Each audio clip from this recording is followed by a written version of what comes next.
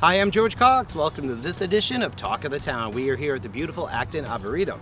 On today's show, we have tips on compost and recycling with Corey York, information on the North-South rail link, and the Middlesex West Chamber annual event. All this and so much more. Stay tuned.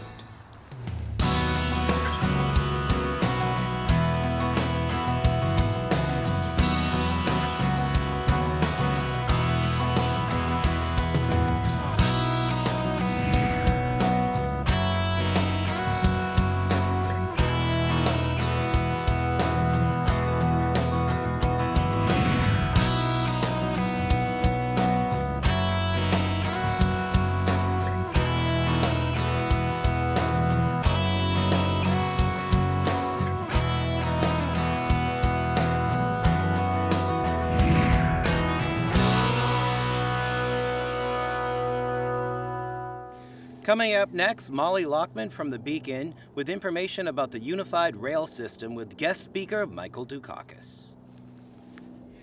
Molly Lockman here with The Beacon and ActonTV, here with Selectwoman Franny Osman. Franny, you've helped lead this North-South rail link effort in Acton, or at least get it known. How do you think tonight's presentation went? Oh, I thought it went excellently. We had people from all over coming to this. I met one man on the stairs on the way up. I said, "How did you hear about this?" And he said, "In the Globe." And he came from Medford, and so that was nice. Someone else on the stairs on the way up, I asked her, "How did you hear about this event?" And she said, "Through The Beacon." So I was Beacon! So I was very grateful for you announcing it in The Beacon. So I wouldn't say I'm leading the effort in this area. I would say that Jamie Eldridge, who asked for $2 million in a transportation bond fund to be put into a study toward the North-South rail link, which isn't quite enough money, and I think we need about twice that to do it justice. He is leading the effort around here, and I think I'm just an organizer. So we're here with Senator Jamie Eldridge after the presentation tonight. Senator Eldridge, you've been kind of a legislative lead on this North-South rail link effort. How do you think tonight went? I think it went very well. I was a little unsure about what the turnout would be, and it was a bigger turnout than I expected. A lot of great questions, and it seemed from the crowd that there was a lot of enthusiasm for the idea of the construction of the North-South rail link. Anything interesting pop out to you tonight in terms of feedback from people? Well, I think that there were a lot of questions about alternatives to the North-South rail link, and I think there seemed to be a conclusion that the different alternatives really weren't realistic. And even though, it would be a big expenditure of money, at the end of the day, the best step is to build the North-South rail link. And how long have you been involved with this effort for? I think I've been supporting it for about 8 years, and I got more involved 2 years ago when there was a transportation bond bill, and I secured $2 million for a study of the feasibility of the rail link. And fortunately, the Baker administration has agreed to study it, but we want to make sure it's a real study and not just a study to argue against the project. So now it's boosting public awareness around the next steps? Yeah, I think there's a misconception that only Boston residents would benefit or support the project. It's really getting residents from across Massachusetts, including Metro West, to support the North-South rail link. The barrier that today's reality creates is I went to college in Baltimore, Maryland, and just remembering taking the train during school vacations or the summer, and more often than not having my parents have it to pick me up at Route 128 or South Station because there wasn't a direct connection to the North Station to get out here by train. So I think it's often sort of that obvious, but also as Mayor Warren talked about, it's an opportunity to benefit the New England economy, to improve the whole Northeast corridor, and really, I think, is a great opportunity for Metro West to improve access to places all over this country and even north in Canada. So I don't want to talk too long. It's my pleasure to introduce Governor Dukakis, and I think one of the great things about Governor Dukakis is that when you ask almost anyone in Massachusetts, they have a story about Governor Dukakis,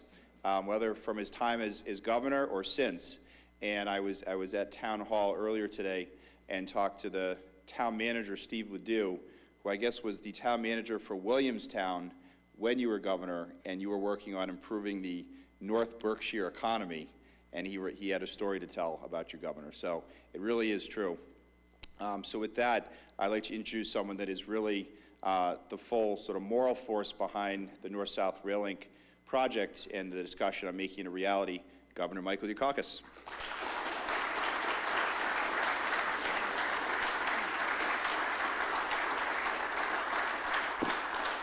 Thanks, Jamie, and thank you all. I must confess that though we love New England, as some of you know, Kitty and I leave town in late January, and I teach at UCLA during the winter quarter. And then we come back, and I pick it up at Northeastern and teach there for the rest of the year. And so we've just come back. And as you know, I'm a mass transit fanatic. But I want you to know that Los Angeles, California is now rapidly becoming a leader, not only in things like climate change. Smog is gone in Los Angeles. Can you believe that? It's gone. I'm serious. But Los Angeles is now building a first-rate, rail-based transit system, as they must, given what's happened to the freeway system, which is, as you can imagine, totally non-functional, including the downtown connector, which is the Los Angeles equivalent, Jamie, of North-South Rail Link.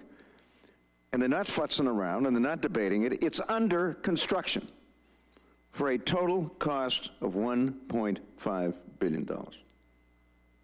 Compare that with the Romney estimates of $8.5 billion, which of course were preposterous.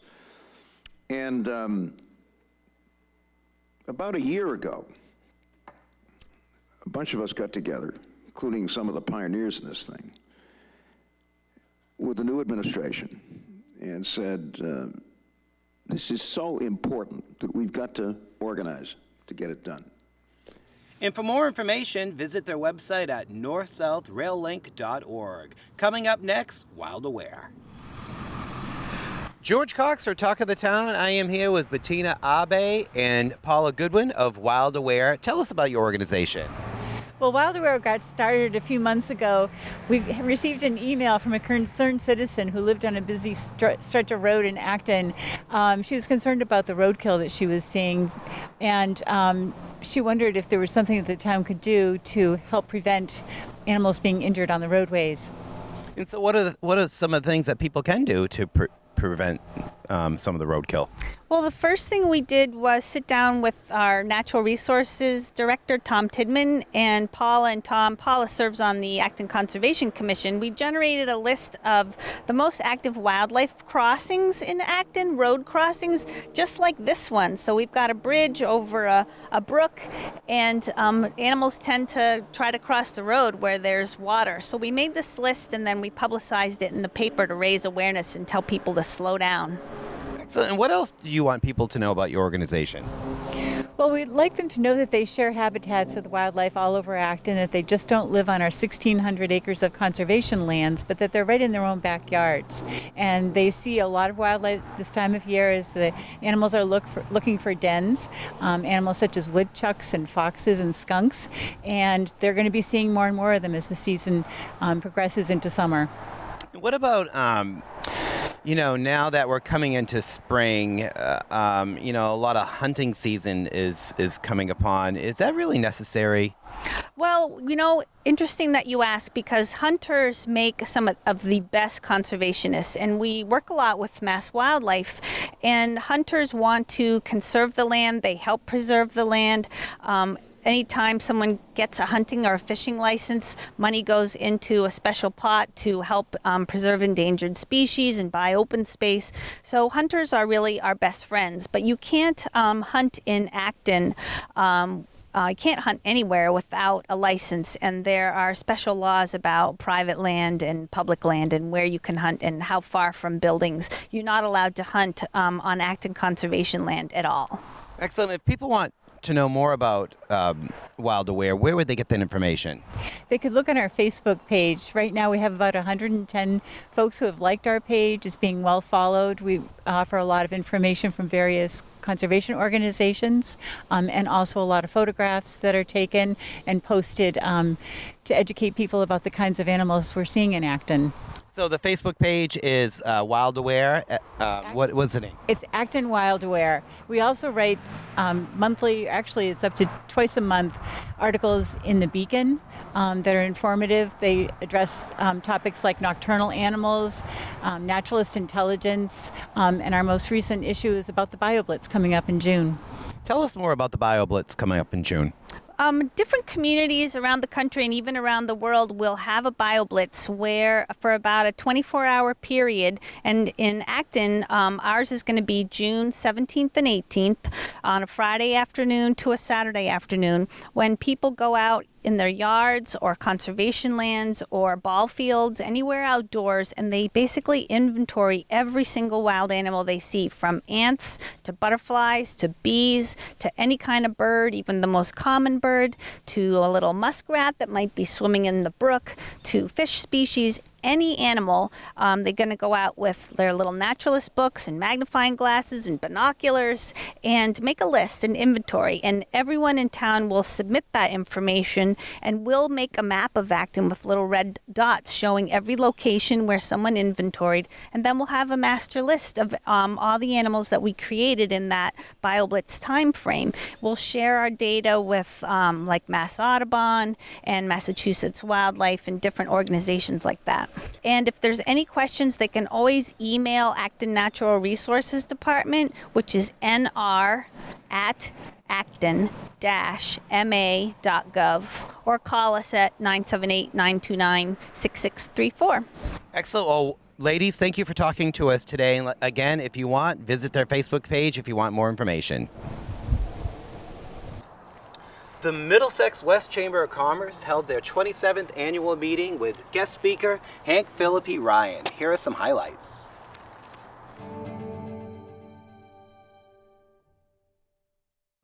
Good afternoon, everyone. I'm Kathleen McDonald, Executive Director of the Middlesex West Chamber of Commerce, and I'm delighted to welcome you to the 27th annual meeting of the Middlesex West Chamber of Commerce. And I would like to thank each and every one of you for coming here today. Thank you so much.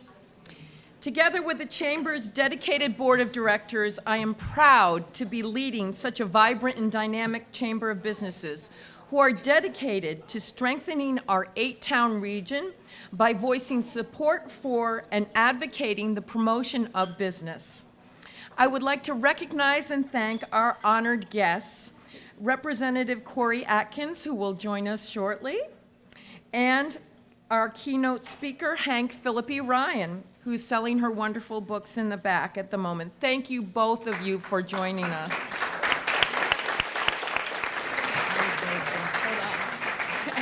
And before Amanda gives a quick little speech, I'm just going to call up past President Cindy McCullough. We're going off program for 2 minutes. So this is a surprise to Kathleen. I'm sorry, don't be scared, but Kathleen, the three of us, on behalf of the entire board of directors and the membership, are so honored that you took this job and that you joined us 9 months ago. I mean, we're not at your annual review yet, but I think you know that we're all immensely pleased. I mean, a lot of the initiatives and directives that you spoke about earlier have so much to do with you and carrying out the mission of the chamber. I mean, you've propelled us so far in just 9 months, and we're all so excited to be staying on the board and joining you as this goes forward. So on behalf of the board of directors and the entire board, we have some flowers and a small gift for you, and we just wanted to have you come up and thank you in front of everyone.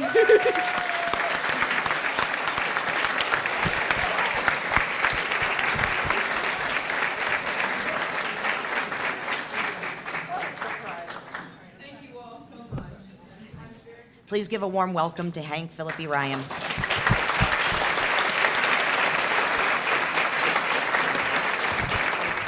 Thank you so much for being here today. You applauded me, and I'm so grateful for that.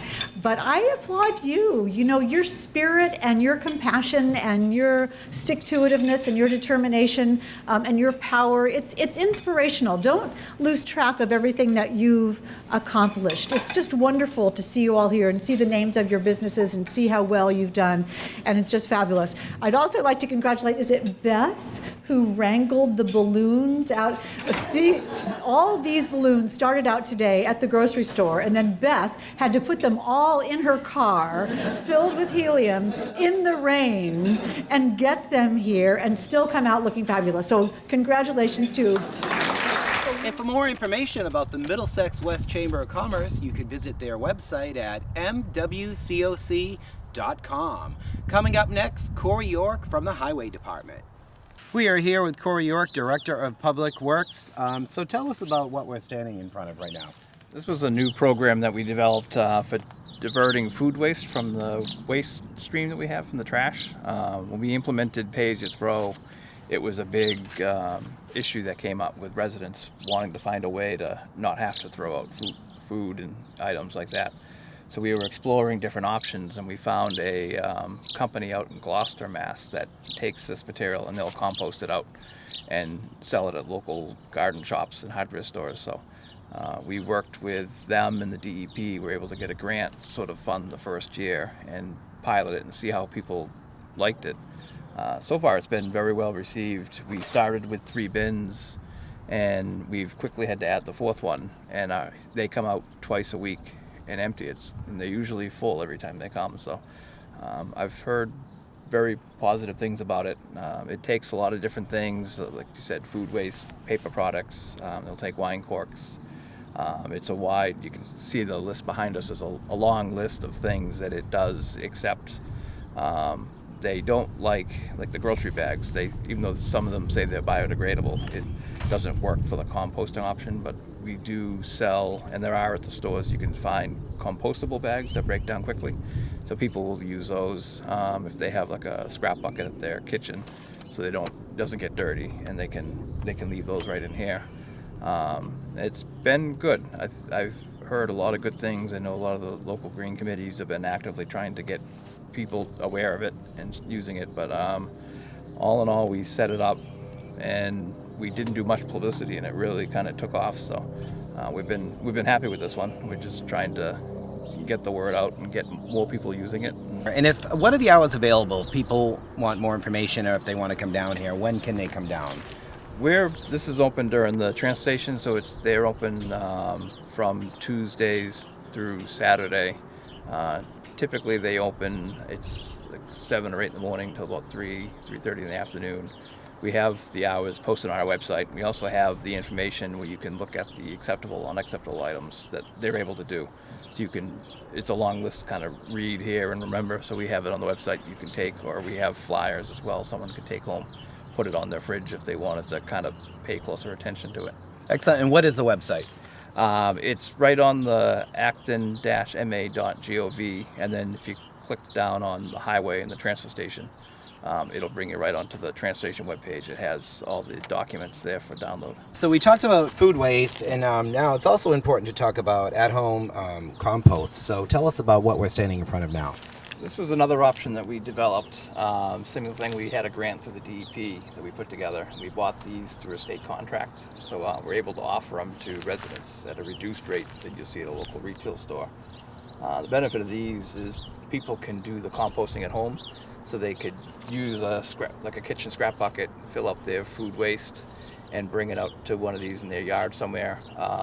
Put the material in, mix it with leaves and grass clippings, and they say typically in about 6 months you'll generate a compost material that you can then use around your yard, things like that. It gives anybody a way to kind of do it at home and not have to bring stuff here. The benefit of these is, I know like the 2 bins that we sell, they're either $50 or $60 for the larger bins. This kitchen scrap bucket is $8, and then we sell smaller compostable bags that you can put in it. A roll of them is like $4. Yeah, so what you'll see here, this particular unit, you'd open the top and you'd put the material in, and this is where you can mix it, put the leaves in, and then in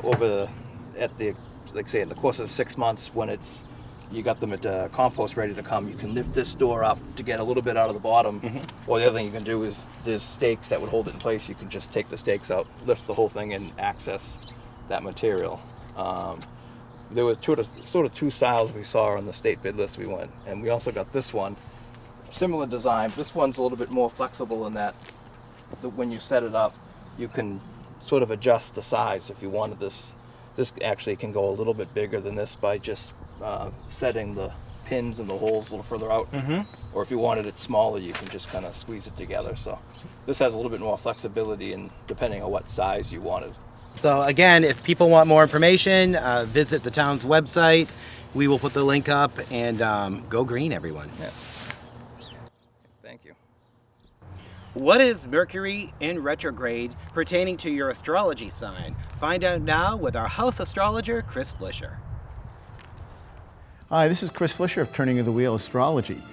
We have an interesting week coming up. A dramatic week, actually, awaits us as several major planets are on the move. What that means is we begin the week on Sunday, the 17th of April, with Mars stationing retrograde at 9 degrees Sagittarius. In this case, Mars, the planet of action, ambition, aggression, and anger, will spin in reverse motion back to 23 degrees Scorpio, one of the signs Mars rules, until June 29th when it stations direct. As mentioned in previous writings, no planet actually reverses course. Rather, they appear to reverse direction from our viewpoint on this planet Earth. However, when a planet retrogrades, its influence and presence are notable by the attributes that it does not make available to the cosmos. In other words, a planet's influence and primary characteristics are diminished or reversed to some degree. In the case of Mars, a retrograde may indicate a slowing of progress, as in the forward trajectory of a political candidate, for example. Projects or initiatives that are in motion tend to slow or even back up during the retrograde period. Since Mars is known for all of the aforementioned characteristics, it is easy to see where the reverse motion would apply. This affects all of us to some degree, but obviously those who have a sign ruled by Mars, such as Aries and Scorpio, or Mars in a significant position in one's natal chart, would feel the dampened impact of Mars. For specific impacts on your own personal path, you should contact an astrologer such as myself for the details of this actual time. Before the end of the week, we will enter into a Mercury retrograde era lasting approximately 3 weeks. This period of time does not account for the shadow period, which is the span of the journey over which Mercury appears to glide backwards. When a planet stations retrograde, it appears to traipse backwards over a number of degree points it had previously moved, hence the term retro. As a planet turns and stations direct or forward, it must cover those same degrees on its return journey. That period of time is called the shadow period, simply because it is the cosmic realm over which the planet has been moving. Many astrologers consider the shadow period to hold a tempered influence of a similar type as the actual retrograde, although not as cautionary. The reason retrogrades get such a bad rap is that many believe them to be periods of distraction. And while these periods can sometimes wreak havoc on our communications, on our mechanical devices, on our emotions, and forward motion, they can also be viewed as opportunities to refine those decisions you may have made previously. In this regard, they can be seen as quite beneficial and allow us to review decisions we may have made in haste. If we keep an open mind, we are likely to reap the benefits rather than the curses. Thanks, and I'll talk to you all in a few weeks. And for an extended astrology forecast, you can visit Chris's website at turningofthewheel.com. Now it's time to go to Carol Lindsay with great events going on in the town of Acton. Hi, I'm Carol Lindsay with Talk of the Town. Welcome to News and Events. The Middlesex West Chamber of Commerce welcomes Congresswoman Nikki Tsongas to give a legislative update for Massachusetts businesses. This event will be held on Tuesday, May 3rd from 6 to 8 p.m. at Care 1 at Concord. There will be a reception following the presentation. Tickets are $20 per person. Don't miss this important event. All are invited to attend. Register online at www.mwcoc.com or call the Chamber of Commerce at 978-263-0010. Discovery Museum's free evening for families with children with visual impairments is happening. Come join in all the fun and explore both museums during this special free evening for families with children with a visual impairment. This event will be held on May 7th from 5 p.m. to 8:30 p.m. Dinner, including gluten-free options, is provided by Not Your Average Joes of Acton. Jam with us at 5:30 p.m. and again at 6:30 p.m. A music therapist from Indian Hill Music School will be on site to play and perform with you. Pre-registration required as space is limited. Please visit discoverymuseums.org to register. The second annual West Acton Wellness Fair is happening as well on Saturday, May 14th from 11 a.m. to 3 p.m. Stop by Village Works at West Acton for the second annual West Acton Wellness Fair. Many local businesses and organizations will be on hand to share information to help better our community's wellness of mind, body, and spirit. There will be raffles, giveaways, live music, and much more. You can find more information about this great event at facebook.com, West Acton Wellness Fair, or contact Kira Marino at info@yogaacton.com or Lisa Louisinan at info@massageacton.com. For the American Cancer Society Relay for Life is happening. The American Cancer Society Relay for Life movement is the world's largest and most impactful fundraising event to end cancer. It unites communities across the globe to celebrate people who have battled cancer, remember loved ones lost, and take action to finish the fight once and for all. With the support of thousands of volunteers like you, the American Cancer Society is helping save more than 500 lives a day. You can participate in this year's event on Saturday, May 21st at Narrow Park. Please contact Darcy Corcoran at darcy.corcoran@cancer.org or call 781-314-2678 for more information. Thank you for joining me today, and be sure to wear those layers because, as Mark Twain once said, quote, "In the spring, I have counted 136 different kinds of weather inside of 24 hours. Love that New England weather. Have a good one. Thanks for joining me. If you have a show idea, maybe you want to be a correspondent, please reach out to us at ActonTV.org. For all of us, we want to thank you for watching Talk of the Town. I'm George Cox. We'll see you again next time.